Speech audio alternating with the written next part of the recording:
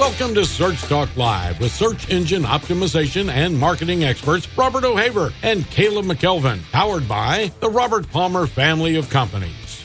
Welcome back to another episode of Search Talk Live. I'm your host, Robert O'Haver, along with Caleb McKelvin. Caleb, how's it going, buddy? Going great, man. Yeah. Going absolutely great. Glad to be back in the studio. Yeah, excuse my, I may sound a little different today. I've got a cold. I don't know what it is, but it's driving me nuts. You sound awful. I'm just kidding. No. Barely tell, man. Barely tell. Yeah, a lot going on this week. Yeah. We've been extremely busy and hands-on with the SEO and the Always, paid man. search. And all day, every day. You name it. Yeah, buddy. Yeah, we had a, what was it, article put out by Gary Ilias of Google. Yeah. He's the search engine, or webmaster trends analyst at Google, and I wanted to share that with everybody before we get started here. It's in regards to... The crawl budget. Crawl budget, yes, thank you. Go ahead. Yeah, no, he's just talking about the crawl rate and crawl demand and how that equals your crawl budget. And they kind of break things down and what it actually means, because I think there's a lot of misconceptions of what it is and how it affects you. And he really gives some clarification to it. And it's really good stuff. I think the article I found is on SEO Roundtable that Barry Schwartz kind of put out outlining it. It's something you should check out, as well as the original article. But basically, they said that how they define the crawl budget is they take the crawl rate limit and the crawl demand, and that kind of equals what you got there. Nice. Yeah. Simple and easy. Simple and easy. So, yeah, it's definitely something you should check out. And, of course, they do expand on the fact that crawl rate is not a ranking factor. Yeah. And it's not going to, I think some people might try to pitch that, unfortunately. But, yeah, not a ranking factor, but definitely something you should check out. Yeah, so today we're going to talk about multilingual marketing. We're going to be talking everything from SEO really to content marketing, a little href lang, all that stuff. We're just going to kind of run through it real quick, and it's really good information. Caleb, who's our guest today? Yeah, so really excited today about our guest. We have Zeph Snapp of Altura Interactive. Zeph, how are you doing today? Give me I'm doing great. How are you? Oh, no applause. Doing great, Zeph. We really appreciate you joining us today. Love the topic that we have today. It's something we haven't really expanded on that much. We're talking about multilingual marketing. Really excited. But before we get started, if you could take a moment, just kind of introduce yourself to our audience, what you do, where you're from, and what you're about. Sure. So, like you said, my company's name is Altura Interactive. We're a full-service digital agency operating out of Veracruz, Mexico. It's on the Gulf Coast. It's rough. It's subtropical rainforest, fresh fruits and vegetables all year round. It's 75 degrees right now. Rubbing it in. Yeah, right. Yeah. And I get asked to speak a lot about the kind of work that we do. Specifically, we work with a lot of international companies that want to reach Spanish speakers in the U.S. or abroad, and so that's kind of our sweet spot is helping companies that don't have in-house Spanish language capabilities do Spanish language marketing, and for those that do, helping them improve the work that they're doing. Very good. Love it. Yeah. So where do we want to get started at? Yeah. So actually, where I'd like to get started is, as we talk about multilingual marketing and kind of just what you said, you're helping companies kind of reach those markets and helping them that way. For companies that are not doing that, for those who are not investing the time to actually create this strategy, what are they actually missing out on? Like what's the consequences of not going into those markets? Well, it's money. The U.S. Hispanic market is like $1.5 trillion. It's if the U.S. Hispanic market was its own country, it'd be the 13th biggest economy in the world. Spanish is the third most spoken language in the world behind English and Chinese. And obviously the barrier to entry to Spanish is slightly lower in Spanish than it is in Chinese. And basically just a lot of potential customers, right? Like there's just a lot of people who are coming online. I think in Latin America, Spanish speakers are on pace to double the number of people online by 2020, which is crazy. Yeah, Wow. that is amazing. I mean, we're in Florida. I mean, there is a huge amount of Hispanic, Spanish speakers. Right. So, I mean, you are missing out if you don't. I mean, obviously, both of them, they speak English as well, but, Well, yeah, and the other thing is, I mean, if you're talking about the U.S. population, there are some people, some Hispanics who do speak English well and who are going to look for content or for products in English, but a lot of times they're going to prefer to shop in Spanish, right? Like it just makes it easier for them. What we find a lot of times is you'll see some lift in search traffic in Spanish, but just by translating your content, you also see lift on the English side because people will toggle, right? They'll go back on one side and then they'll go back and they'll end up purchasing in English. Mm-hmm. So it's nice to cater to people in the language that they want, right?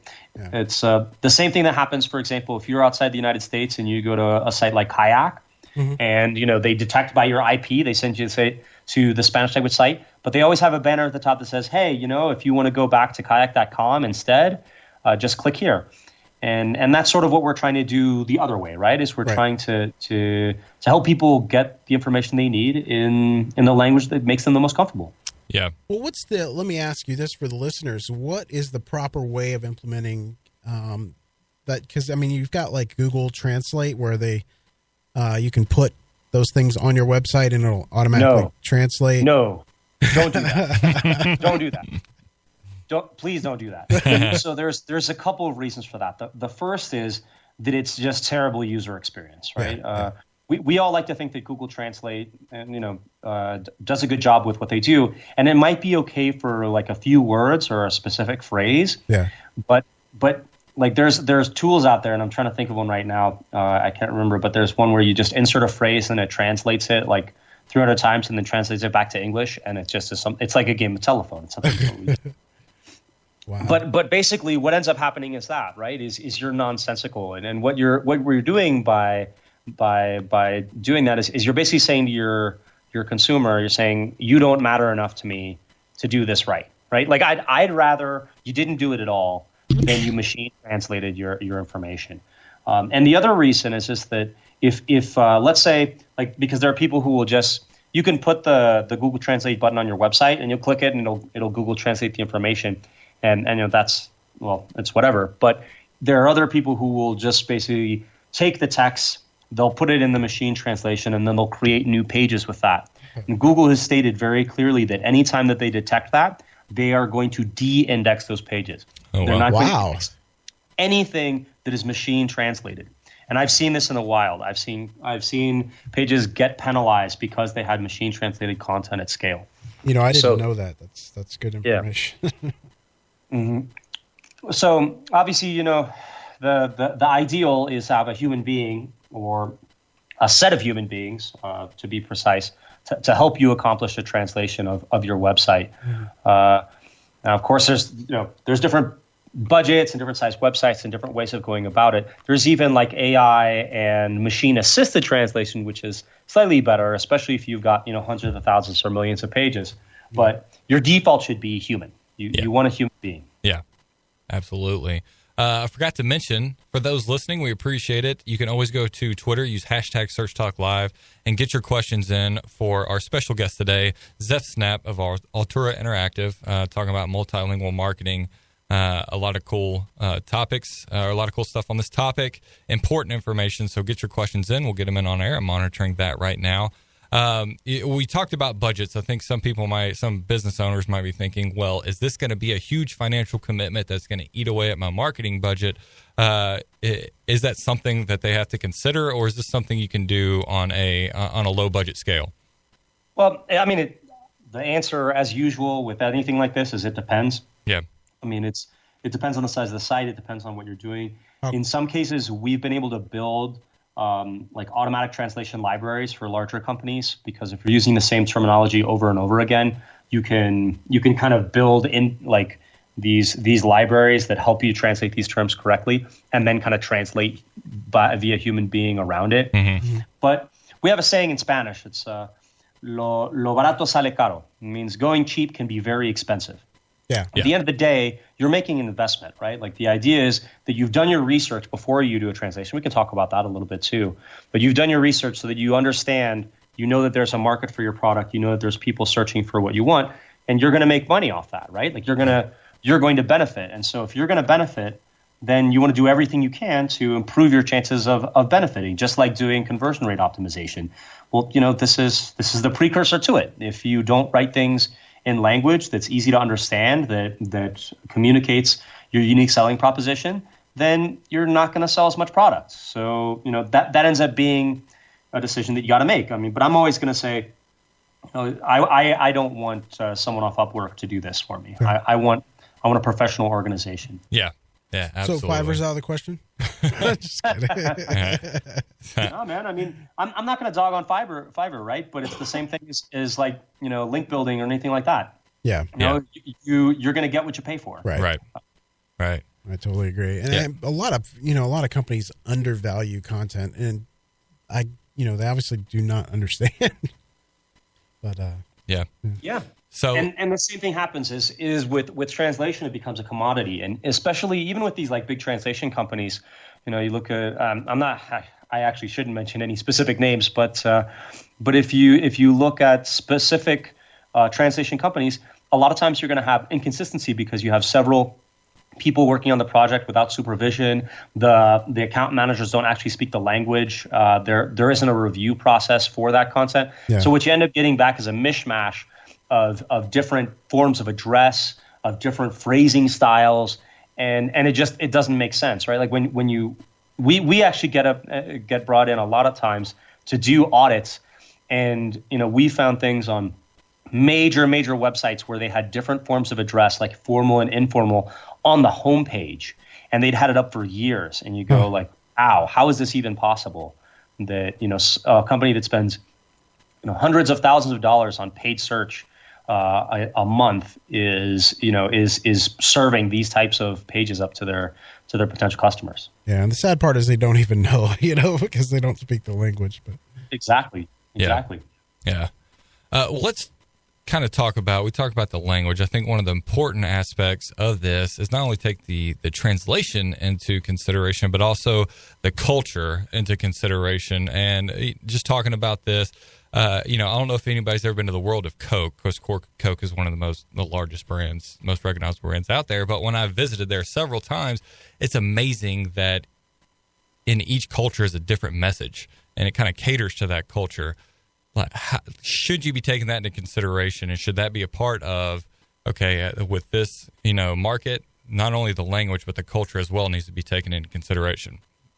Oh, absolutely. And I mean, there are certain things that are consistent across Latin American, Hispanic cultures, and then there are other things that are very different. And so,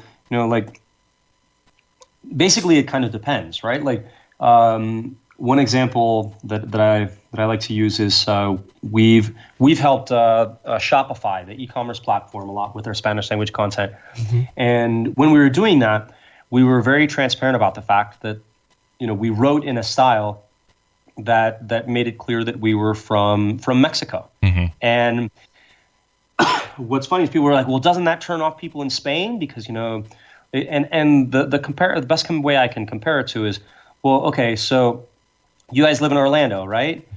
Yeah. So, when you talk to people from Texas, can you understand them? Sure. Yeah. I'm from Tennessee originally, so I understand them. Right. But do you need to build a separate website for them? No. No.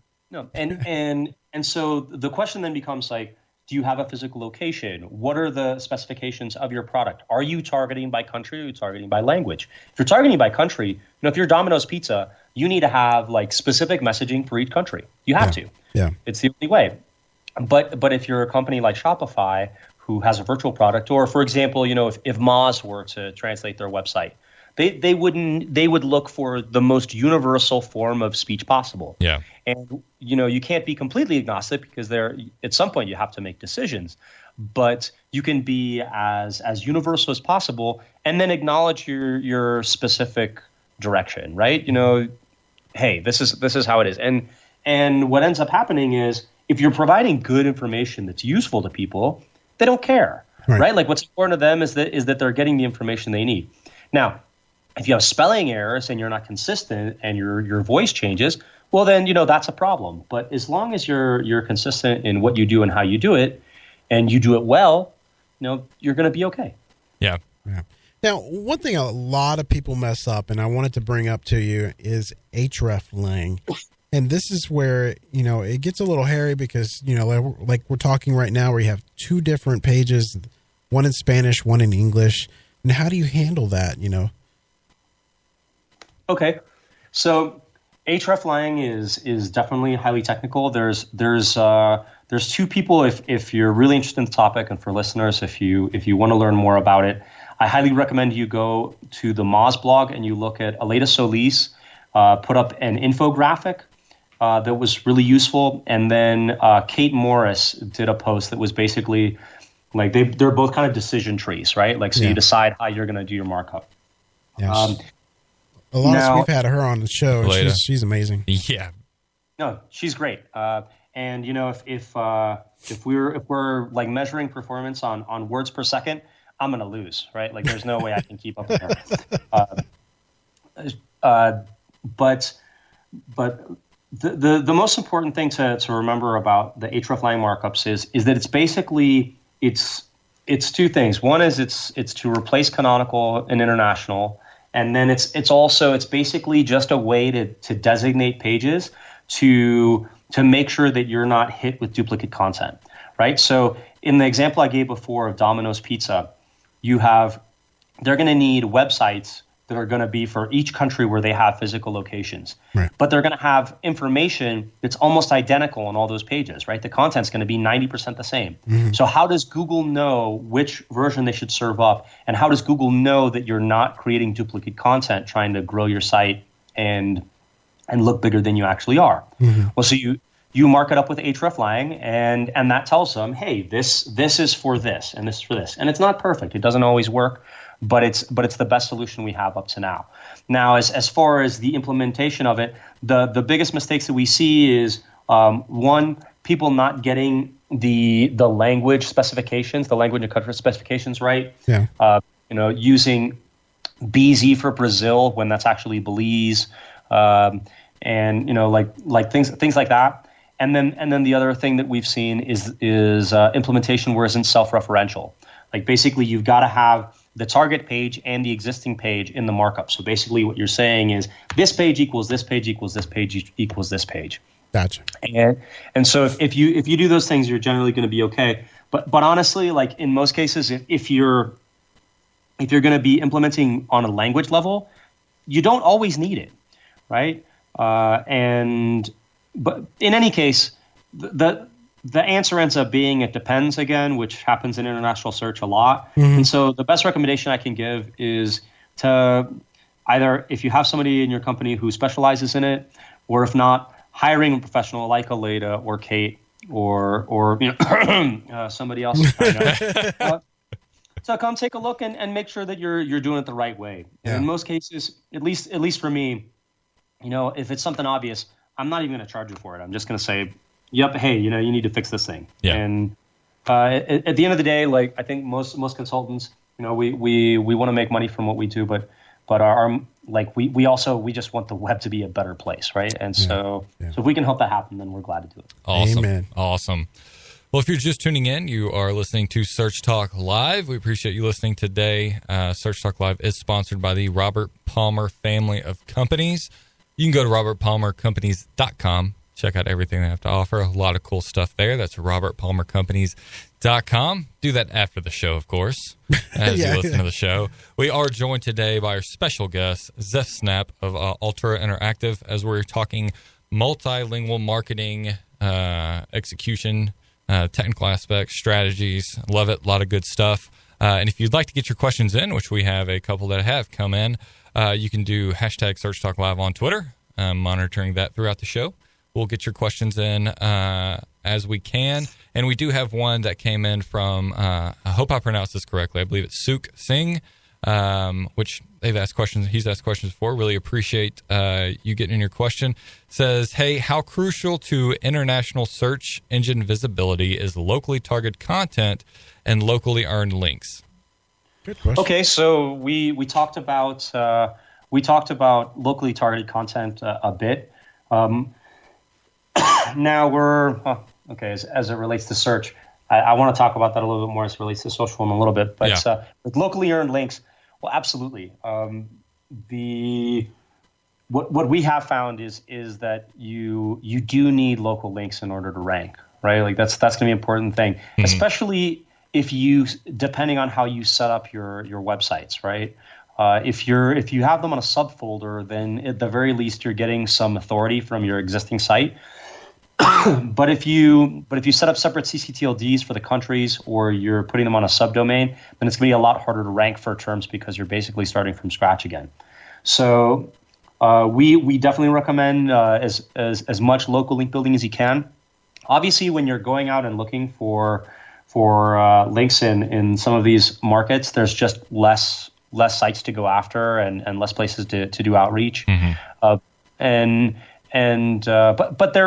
there's definitely opportunities there. The other thing is they're not as jaded, and so you're more likely to be able to strike up a conversation with somebody than you are in English.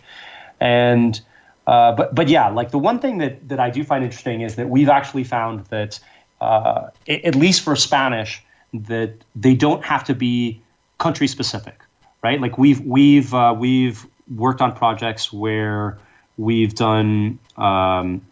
The company is focused specifically on one country, and we've gotten links from other Spanish-speaking countries, and they've seen lift. And this actually kind of jives with what's happened post-Hummingbird.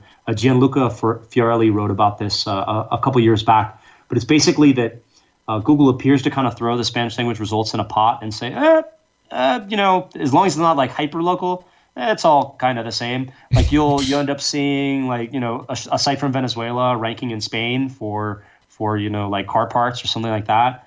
And this is because the Spanish language ecosystem is kind of difficult to parse, right? Mm-hmm. Not everybody uses their local CCTLDs. So like if I'm going to use mybusinessname.com over mybusinessname.com.mx, for example. Yeah. And then there's a lot of companies that use the .es as if it was a top-level domain. So even if they're in Colombia or in Argentina, they have a .es, which is supposed to, designate a site from Spain. So as a result, I mean, yeah, it does get a little bit tangled. You can't even go off hosting because most companies have their sites hosted in the United States or in the UK. So it gets a little convoluted, but what we found is, that anchor text and co-citation and language are strong indicators to Google that they should rank a site above others. So yes, you need local. I've actually had that problem in the past too. I also used schema markup to do Latin Launch to be more specific too. Absolutely. I totally agree. So schema is a hugely underappreciated factor, and it's something that just there's just so few sites that implementing it that you definitely have a tactical advantage whenever you go that route. Yeah. The other thing that we're noticing, and this is just kind of tangentially related, is especially in the last few months, we've noticed a lot more rich answer snippets in the Spanish language SERPs, and it's something that's relatively recent, but they're just popping up right now, which means that's something that we're also very keen to study a little bit more. And I'm pretty sure we'll be publishing something next month or so talking about that specifically, because it's going to be we're starting to catch up, which is what always happens. It takes a while, but we catch up. Yeah, very cool. Well, questions on my mind. You speak perfect English, and you're in Mexico. You're from Mexico, so explain that to me. Sure. So I'm kind of a unique case. My parents are Americans. My mom's from Indiana. My dad's kind of from all over. Mm-hmm. My father, he was a sophomore in college. You can picture this in it's like the 70s, and he was offered a summer job as a trumpet player in the orchestra down here in Jalapa, Veracruz. And he and his best friend and his girlfriend, who's my mom, drove down to Mexico from Indiana in a VW van. Nice. And it had to be in 1971 or something like that. They were like, I mean, super hippies, right? Like, beards down to the middle of their chest. Of course, didn't speak a word of Spanish when they came down. That's part of the reason they took my mom, is because she spoke a little bit. And somehow they made it down, like drawing pictures and all that.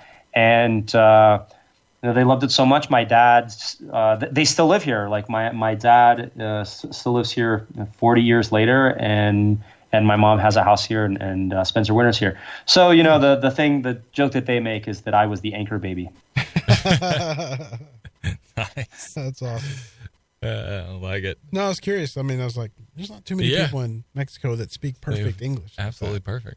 And the other part is, I mean, I basically, so I ended up moving back to the States, in the middle of my childhood, and I did junior high and most of high school and college in the States. So I'm kind of like, I'm from both places and from nowhere at the same time.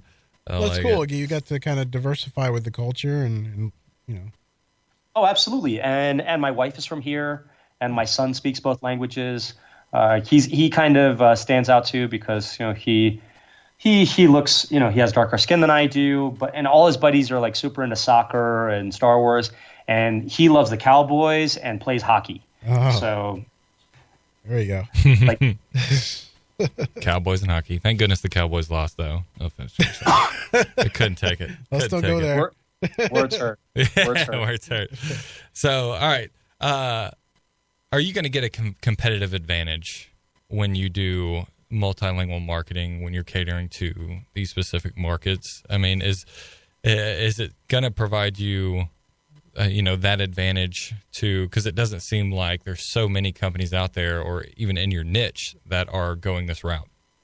Well, so there's a few things there. The first thing is you have to do research beforehand, right? You've got to go find the size of your market, see that there's search volume there, and make sure that they're going to fit, your customer personas and all that. And that initial research is super, super important. There's a lot of companies that kind of jump in and then afterwards are like, wait a second, like, are we sure that, they want to buy this? Or that, it's like, well, you kind of put the cart before the horse there. Yeah. There's absolutely an advantage, and you'd be surprised. There's a lot of companies that are trying to do what we do. There's those multicultural agencies, and then there's local agencies as well. But like one of the main things that I see people getting wrong when they jump in is that the first thing is you don't have to jump in with both feet, right? Mm-hmm. Like you can do a test. You're like, okay, well let's try. Let's say we do multiple products. Let's do one product line.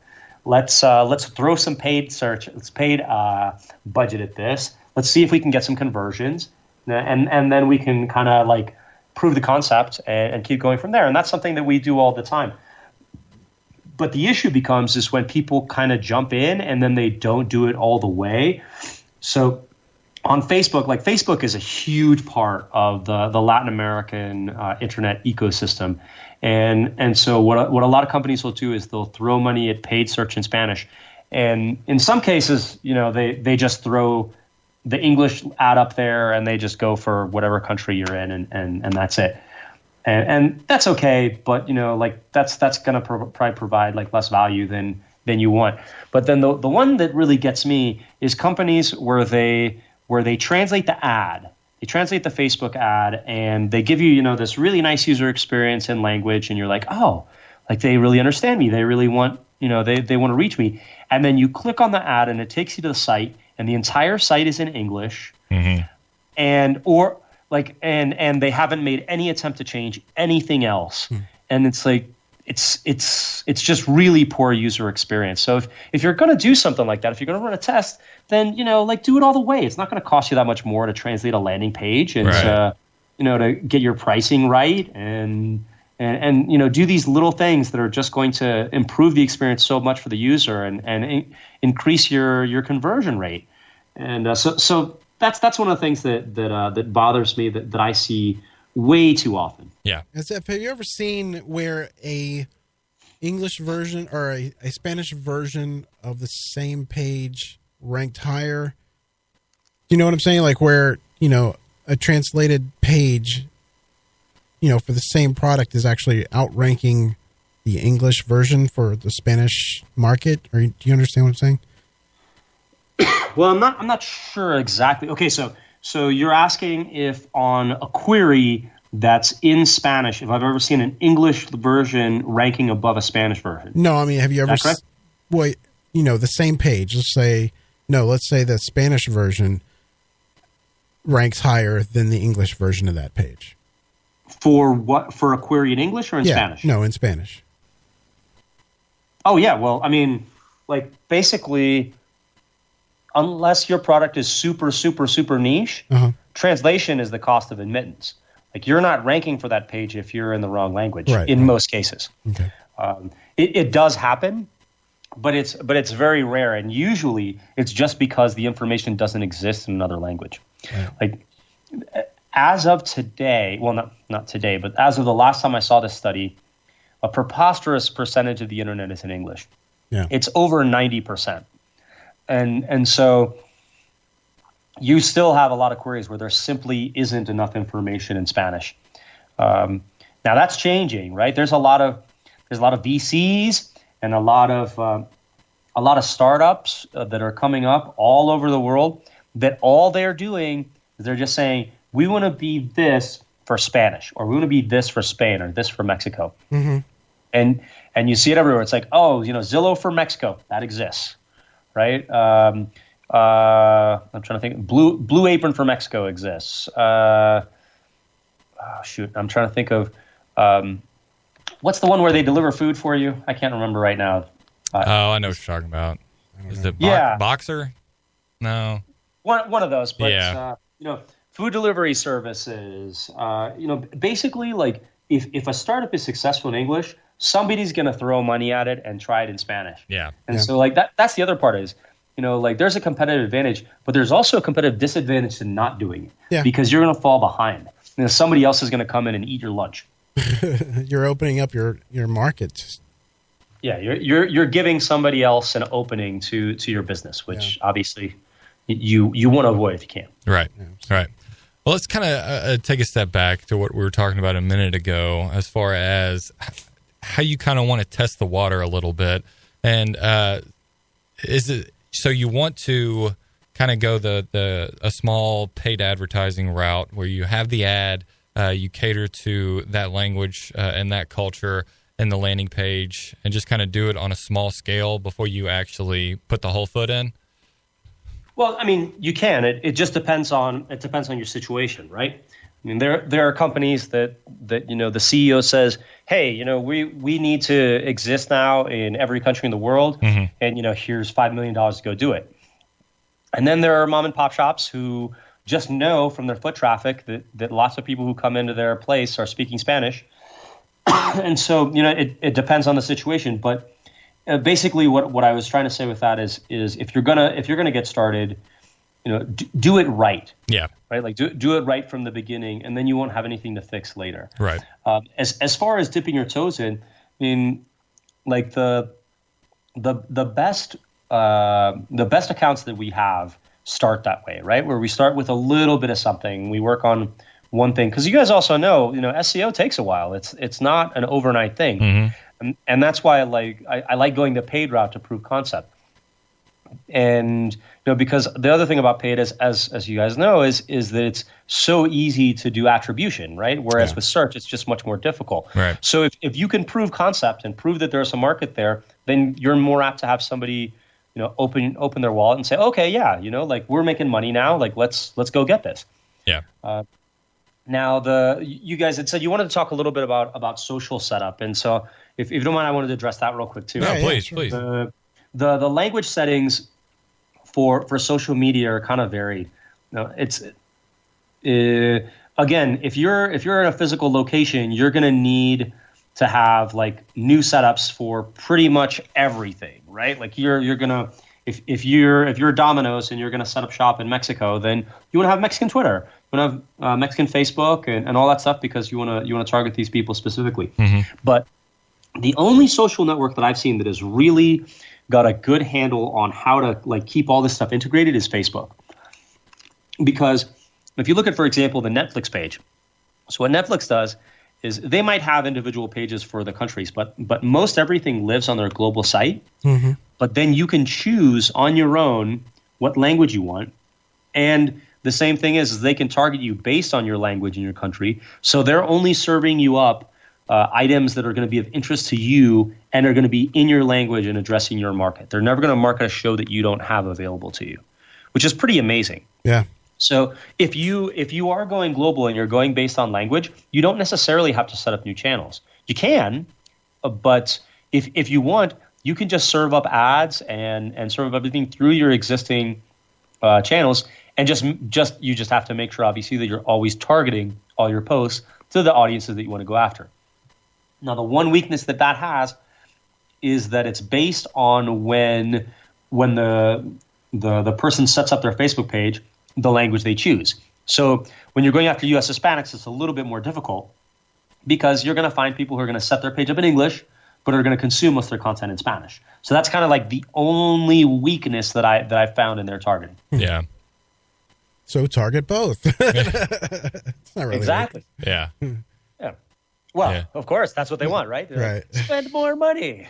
Right. Absolutely.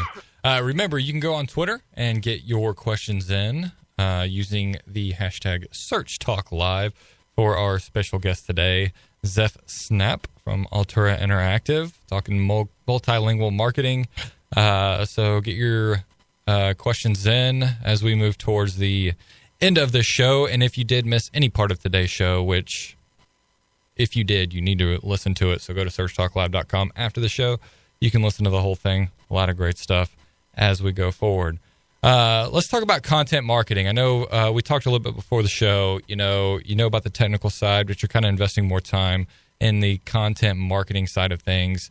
Some companies might be sitting out there, well, how do I develop a strategy that's going to effectively reach and communicate to these markets? It seems kind of overwhelming. Content marketing itself, to be effective, is very difficult, but can be, of course, proven time and time again effective for your business. Is that going to be a difficult thing for your business to go into different markets and countries? Okay, so generally speaking, like the place that we like to start when we're working on a trans creation project. So there's different ways to think about this, like translation. And so translation is when you change one thing from one language to another. Mm-hmm. Localization is when you change it for a specific country, like we were talking about for Mexico or Colombia or Venezuela, et cetera. Right. Transcreation is when you take the spirit of a thing and you conserve that, but you do it in a way that's going to be more sensitive and more interesting to the market that you're going after. So we have a lot of companies that we work with that make exceptional content, right? Like they make amazing stuff. And the question is, how are you going to recreate this in another language and keep what keeps it amazing without it sounding like it's, just a direct translation of what they have in English? Mm-hmm. So the first thing that we start with is we start with a style guide, an editorial guideline. So what we do is if you have one in English, that's super. A lot of companies don't. You'd be surprised by how many. But if you have one in English, then we start with that, and then we find the things that are going to be different, right? Maybe your audience is be different because the power of acquisition that the spending power that your market has, it belongs to a different segment, right? Like older people have more money than younger people, mm-hmm. Or because people in Latin America tend to live at home until they're older than they do in the United States, or whatever the case might be. So we find those things that are going to be different, and we delineate those, and then we talk about what we were discussing earlier, which is like forms of address. So in Spanish, there's at least two forms of address: informal and formal. And so you have to make that decision first. But you've also got to decide on tone and word choices and how you're gonna brand your specific company and your specific services. So we lay all that out to begin with, and then we translate that back to English to make sure that everybody's on board with the strategy that we're accomplishing. The same thing goes with like an editorial strategic guide. So those two documents go together. Everybody sees them. We're like, oh, okay, yep, everybody's on board. We're all happy with this.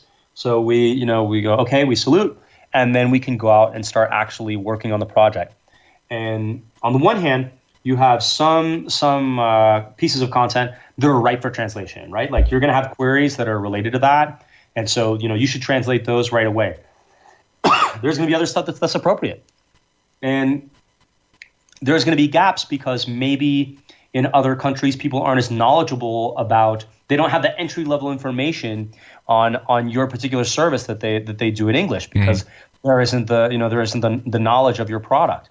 Right. One thing that we've worked on before is credit card processing stuff, and there's simply less understanding of how credit cards work, how credit works, where it's accepted, what the requirements are, and so you have to create content around that.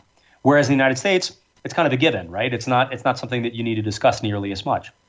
Right. So what we found is that dual approach, right? You want to translate some of the material, and then you also want to create new material that's going to educate the consumer about the things that they don't know. And then the last thing is that, at least in Spanish, I can tell you content flooding works, right? Like, this sounds black hatty of me to say. I don't know why, but so please, nobody go out and spin articles. All right, don't do that. But creating a lot of content is going to be is something that we found to actually be useful, right? One, because it's going to cover a lot of queries and you're going to live in the long tail, but also because it appears to be a positive signal. Like site size and the amount of content that you're creating is something that's seen as positive, especially if it's good content. Again, please don't go spin articles or create crappy content from people on Fiverr. But are people still spinning articles? Oh, I've seen things, Robert. I've seen things. Right. I can't imagine it. Oh man. Believe it. Yes. I mean, I still see people doing like X-Rumor link building. Wow. It's ugly, but it's out there. Yeah. I guess, I hear things all the time. In fact, that email I got today. But anyway, we won't go there. Right.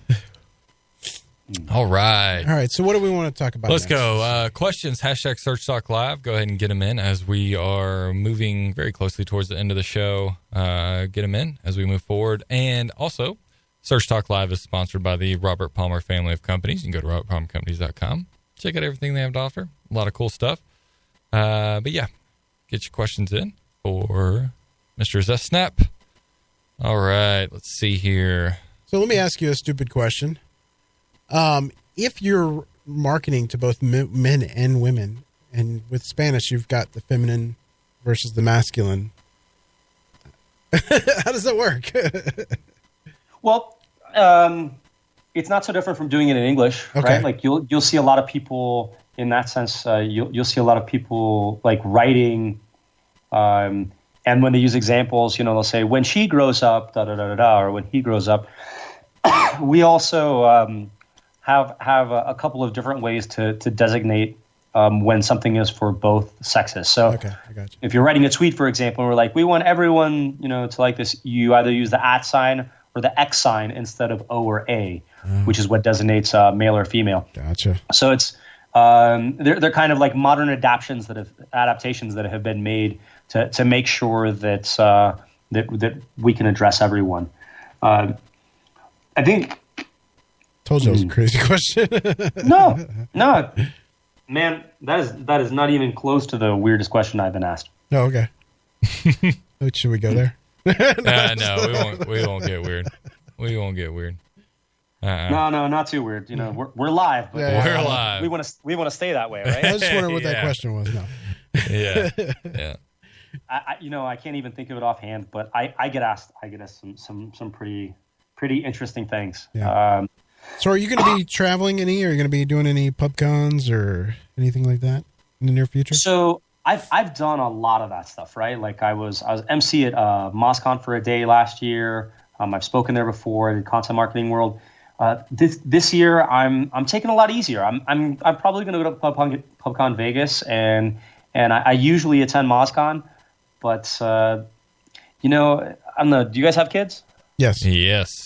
So my son is 7, and I like last year I spoke at 8 conferences, I think, and then that's not counting client trips. Yeah. And I love being on the road. I love talking to people, but I also I really like my son, and And so, I've kind of made a shift in my priorities. I'm glad to do more of these, right? Like I'm glad to do more stuff where I can do this and then finish up and then go watch his hockey practice. Right. But yeah, the other thing that I've realized too is I mean, conferences are great, like, but you miss out on a lot of stuff from a business perspective by being there when you should be somewhere else. So, like, I'm definitely spending more time reading, stuff by Ross Hudgens. Like, Ross Hudgens just put out a really dope post today that I'm anxious to get to, and the stuff about the crawl budget and all that. Like, I'm excited about digging into all that, and thankfully there's lots of work to be done, and so that's my focus right now. What about you guys? Are you guys going to any conferences this year? I'm going to PubCon in South Florida and maybe Vegas. Either Vegas or I'll end up going to SMX. I don't know. I haven't decided. SFEMA, yeah, that's in San Jose. I was going to say Fort Lauderdale, but no, the one in Florida. Yeah. That one's that. I love those conferences. I usually have gone to the one in Austin, but man, Florida's great. Like, we were actually in Florida earlier it's now 2017, but we were in Florida last year and really enjoyed it. Felt very at home there, and they put together a great conference. Good people. Caleb, are you going? Yeah, trying to go to PubCon. Yeah. Yep, trying to make it. Of course, we have a 6-month-old now. Traveling's a little difficult right now. She takes up a lot of time, but hey, I'll see what I can do. Yeah, that's one of those where you want to run it by the boss first. Yeah, right? Yeah. I don't have to worry about that. Because the other part is, I mean, like, right now, you get the double team. If it becomes man-to-man, like that gets a lot more difficult for everybody involved. Oh, yeah. Absolutely. Very cool. So what is your since we're early in the 2017, what do you foresee as far as changes go and kind of things ramping up? Well, I mean, the biggest thing is the answer boxes that we were talking about earlier. Like, I think that's an opportunity that Google had been missing. The other thing that I've seen a lot more of is Google focusing on local, at least where we are. It hadn't been nearly as much of a focus outside of the big cities, but I've seen those Google Street View cars like on my street, like 3 or 4 times in the last 6 months. So I definitely think that they're kind of, for a while it seemed like they just had so much to do in English that they weren't really as concerned about what was going on in Spanish in the rest of the world. Yeah. But now it appears that they're starting to really dedicate budgets to it. And businesses here are starting to wake up. The other problem that Google has is like I said, because of Facebook, there's just a lot of companies that don't even bother with the website anymore. They're just like, all right, well, I made a Facebook page and I'm going to promote Facebook posts and that's all I'm going to do. Like, I'm not going to do any of the rest of it. Yeah. And so, like, if they don't get on this pretty quick, the other company that's coming for them is the Yellow Pages down here is their own separate company, and they've been billing themselves as an alternate search engine. And what? Yeah, wow. I don't know what their market share is right now, but they're going after them hard. They're spending a lot of money on TV and really trying to take as much from Google as possible. So Google doesn't spend some money. Like, they could be on the outside looking in for a lot of this stuff. I don't know. Google owns. They got their own AdWords. Oh yeah, they can spend like crazy. They can, but here's the thing. Have you ever seen? I mean, and maybe I'm because I'm not in the States. Have you ever seen a commercial for Google search on TV in the States? No. They have them here. Really? Huh. Yeah. That's probably why. Well, that's what I'm saying. Is I think it speaks to the pressure that they're feeling from these other competitors, and so that's definitely something to look out for. And the other thing too is like how they're going to handle. And this is one that I've been curious about. If you guys ever talk to Gary, I'd love to hear the answer. Is how they're going to handle multi-language listings. Right. So like if I search for car dealership, car dealership in Orlando in English, well, I get the map pack and then I get those paid ads and, we're golden. Mm-hmm. If you do the same search in Spanish, you get nothing. Oh, wow. No market of any kind, nothing local. And that's because there's no way to have, like, you can't have multiple listings for the same business, and there's no way of doing multi-language listings for the same business. Oh, wow. That's very good. Very interesting. Point. Yeah. Mike Blumenthal has done some work on this. There actually used to be a workaround for this, but then Google basically said, nope, you're not allowed to do that anymore, and shut it down. So, as Spanish speakers become a little bit more powerful in the United States, it'll be interesting to see how they handle that. So that's what I'm curious about. That is interesting that it does not return anything. Yeah, I mean, but look at the hole that's missing. Yeah. Holy cow. Any business should be jumping on that. Yeah, you guys just did that just now, right?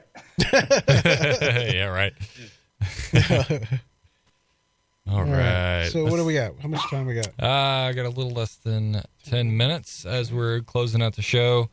Let's see here. Zeph, if people want to get in touch with you, if any listeners want to get in touch with you, ask you some questions, how can they do so? Best place to do it is on Twitter, ZEPHSNAPP. Or you can hit me up on my email. I'll go ahead and give that out here. It's Zeph@alturainteractive.com. And yeah, I'm always glad to help as much as I can with anything I can. Let's see. I'm trying to think of what we haven't talked about. You guys are mostly on search. How about content? There we go. We talked about content. PPC, a little bit of PPC talk. Yeah, sure. So, like 5 minutes. So one thing that we're seeing that's really interesting, and actually, Aleda talked about this on Twitter the other day, is basically e-commerce is growing a lot in Latin America, but what you're seeing is like some dynamic bidding on literally everything. So anything you want to buy, they're doing their dynamic bidding on it. Even if they don't have the product, they just want you to go to their site. So like I looked for like a car part the other day, and top result was Amazon, and I went in. They had nothing to do with that car part, but they didn't care. They just wanted me to go to the site. So like they have so much money to spend that they're not even focused on keywords in Spanish anymore. They just want you to buy everything. And in fact, the joke that Aleda made is that actually the way that the ad was phrased, she has a book out, and that's what they were targeting. But the way that the language was phrased, it was that you were actually going to buy Aleda. Oh yeah, what was that she told us about? There was this different translation in Spanish, and they were actually like cursing somebody out or something like that. Oh, it was something to do with her book. I forgot. Yeah, that's hilarious. There's a ton of stuff like that. There's actually there's one example that's coger. It means in Spain means to grab or pick up. Mm-hmm. But in Mexico means to have sexual intercourse. Oh, no.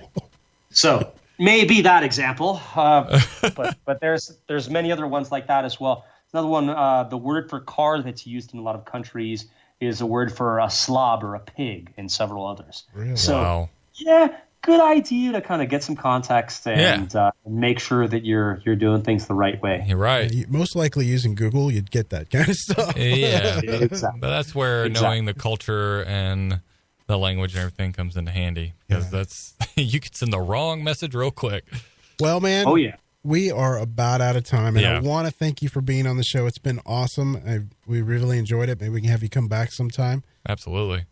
Thank you so much for having me. I really appreciate it. And, of course, I'd be glad to come back anytime. You guys are great. Great. Awesome. Thank you very Thanks, much. Zeph. We appreciate it. Bye-bye.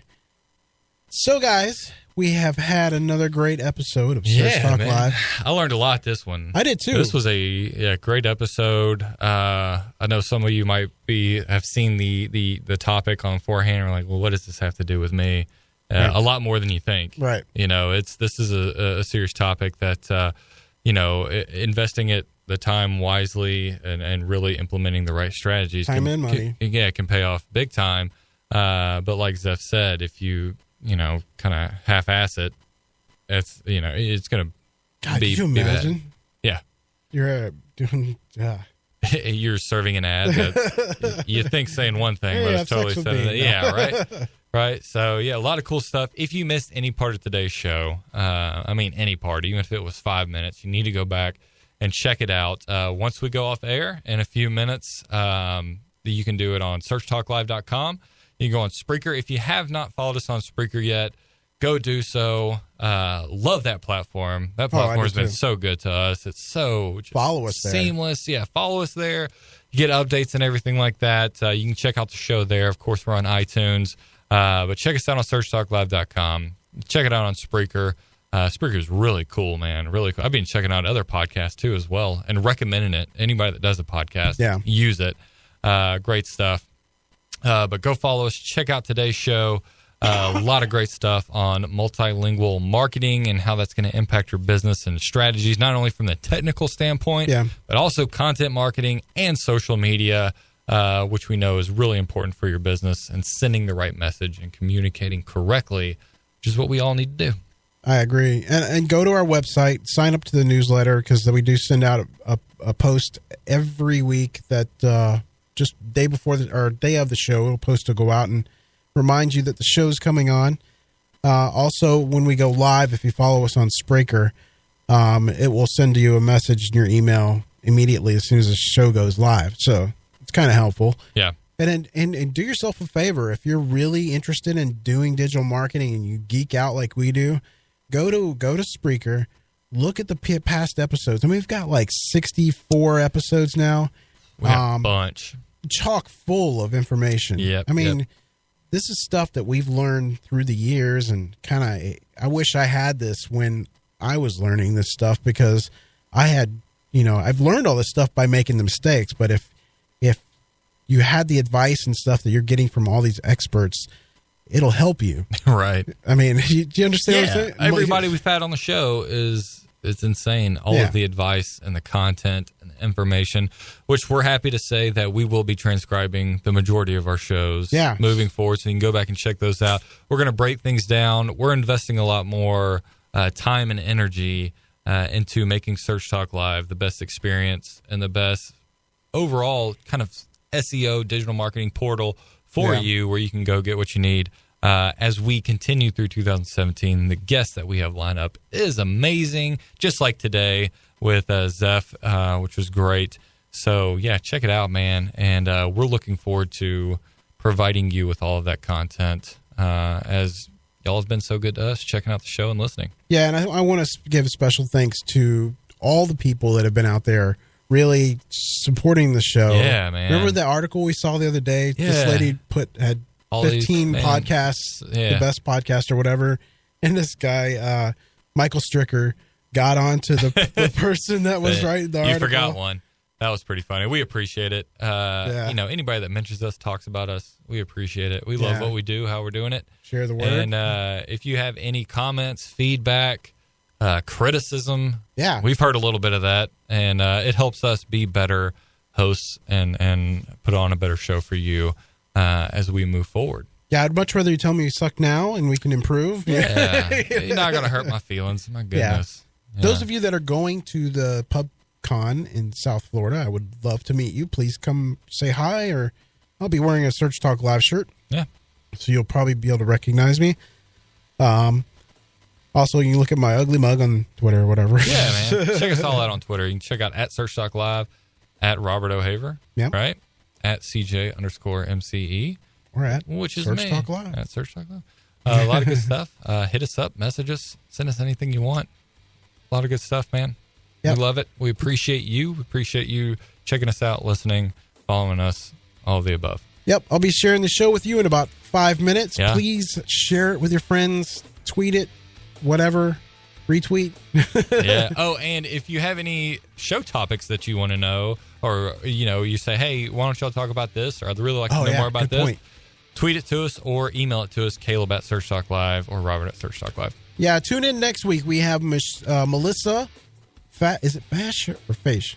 Ooh, let me see. I messed this thing up. I messed names up so bad. I do too. She's the head of social media at PubCon. So it'll be great. And that'll be right after the PubCon. Wait a minute. That's right. Right before PubCon, so we can be able to get a little insight as to what the show is all about. Yeah. Did I pronounce that right? I think so. Okay. We'll see. Guys, have a great week. We will see you next week talking some more social media. Yep. Y'all have a good one. Bye-bye. Search Talk Live is a presentation of the Robert Palmer family of companies.